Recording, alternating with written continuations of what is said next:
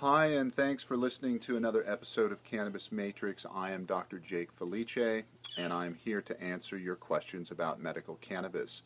Today I have gotten a lot of questions about cannabis and opiate use still, and also some questions about legalization, especially in states for Florida where big votes are coming up.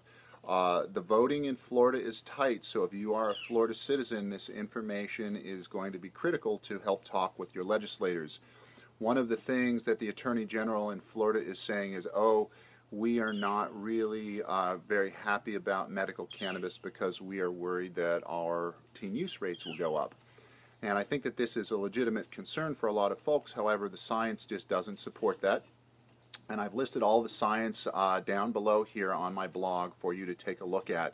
Both in Washington and in Oregon, since the legalization of cannabis, teen use rates have dropped slightly and actually have not increased. So that's the science on that. But what I want to talk about specifically are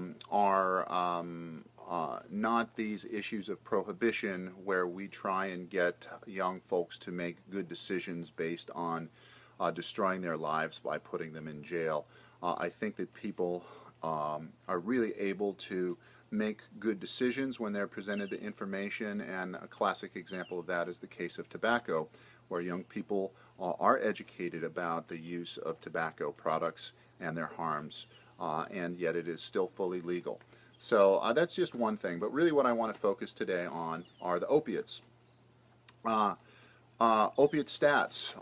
In the great state of Washington, twice as many people are dying from opiate painkillers than from car accidents, and there has been a tripling of opiate-related deaths from opiate painkillers.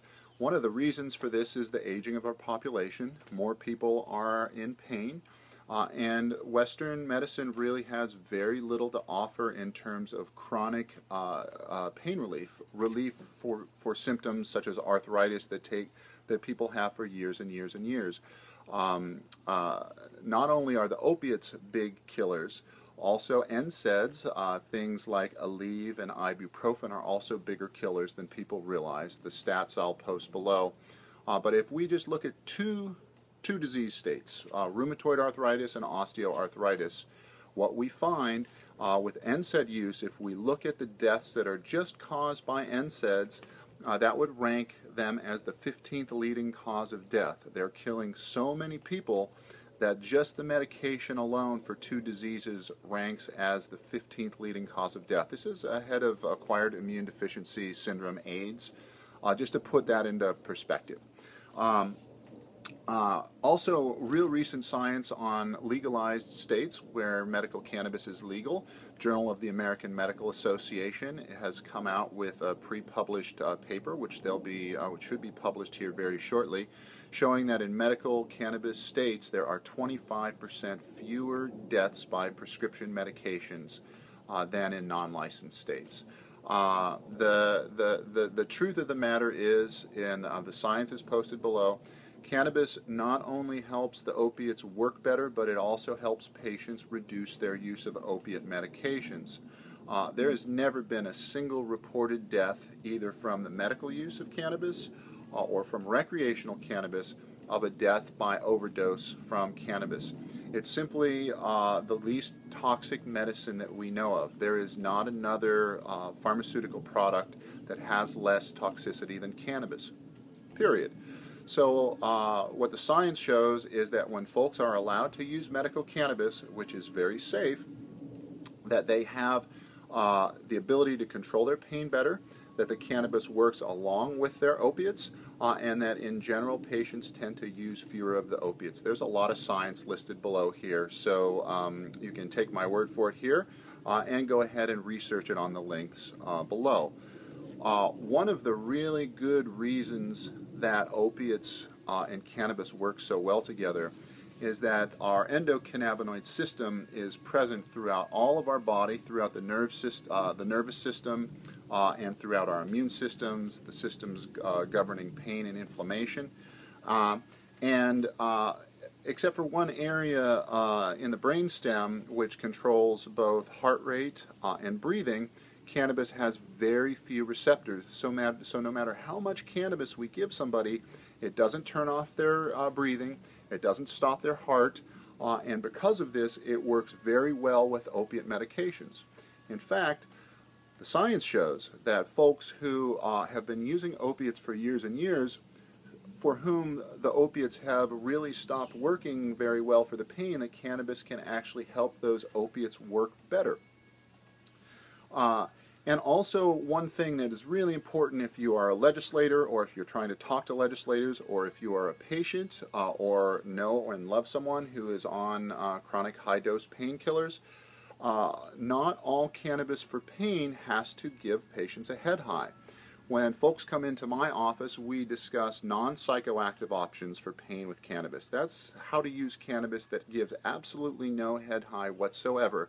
And patients can and do get pain relief from non-psychoactive cannabis. Cannabis that is very high in the molecule CBD, cannabidiol, with very low levels of THC, and we utilize and recommend topicals for our patients. So there are non-psychoactive ways to use cannabis. There are also low psychoactive ways to use cannabis. So if patients need a little bit of a higher degree of pain control, we can utilize low psychoactive strains and low psychoactive delivery methods to help enhance the pain relief.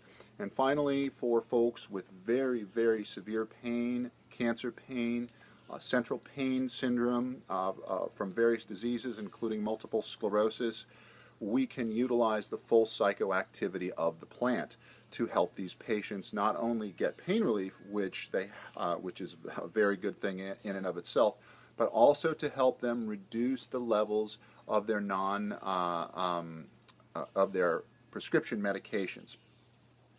The other thing is that for folks who are in really, really, really bad pain, cannabis, even in the higher psychoactive ranges, tends not to be psychoactive as much. What folks tend to report is that instead of the cannabis getting them high, that they will say things like, I feel normal again, or I feel like myself again. Cannabis is giving these folks back their lives to a large degree, and the science supports this. And so really it's not, what you hear in the media is all of the dangers of cannabis either affecting our kids or doing things that are harmful, but nobody is saying that, yeah, cannabis really is effective for pain, and we have the studies to show that.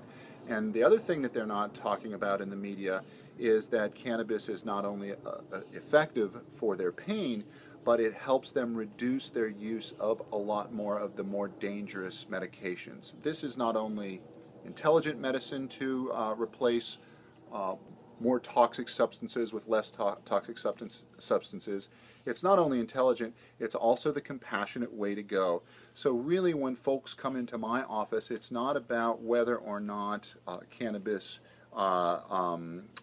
is good for them. It's is cannabis good, better, or best for them. A lot of folks in chronic pain do want to have the option of using less toxic cannabis. It doesn't work for everybody, but what the science shows, and it is very clear, that in general, on a population level, folks using cannabis decrease their use of the more toxic medications, of which we're having a huge problem in the world today. Thank you so much for listening. I know these videos could be a much higher quality, but I'm just trying to get this information out quickly. There is a lot of debate going on. A number of states in November are having legislative action on legal medical cannabis. So if you are a voter and want this information, feel free to use it below. Also feel free to pass it on and share it with anybody that you know. And as always, you can email me through my website at cannabismatrix.com, and I am Dr. Jake Felice, and I'm very happy to be here talking to you about cannabis. Thank you very much for listening, and have a great day.